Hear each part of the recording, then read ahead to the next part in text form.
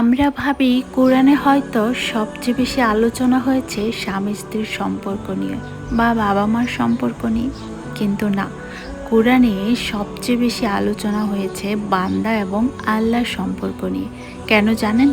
কারণ এই একটা সম্পর্ক ঠিক থাকলে বাকি সব সম্পর্ক নিজে থেকেই ঠিক হয়ে যায়। আল্লাহ কোরআনে বারবার বলেন, তোমরা আমারও ইবাদত করো। আল্লাহ আরও বলেছেন, নিশ্চয়ই আমি জিন ও মানুষকে সৃষ্টি করেছি শুধু আমার ইবাদতের জন্য।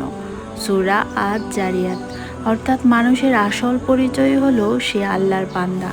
কারণ আপনি যদি আল্লাহকে ভালোবাসেন, আপনি মানুষের সাথে অন্যায় করবেন না। আপনি যদি আল্লাহকে ভয় করেন, আপনি কারো হক নষ্ট করবেন না। আপনি যদি আল্লাহর উপর ভরসা করেন, আপনি মানুষের উপর নির্ভর হয়ে বাঁচবেন না, তাতে ভেঙে পড়ার সম্ভাবনা থাকবে না। আমরা সম্পর্ক ঠিক করতে দৌড়াই মানুষের কাছে, কিন্তু ভুলে যাই সবচেয়ে গুরুত্বপূর্ণ সম্পর্কটাই আমাদের দুর্বল। যেদিন আপনার আল্লাহর সাথে সম্পর্কটা শক্ত হয়ে যাবে, সেদিন আপনার জীবন নিজে থেকেই গুছিয়ে যাবে।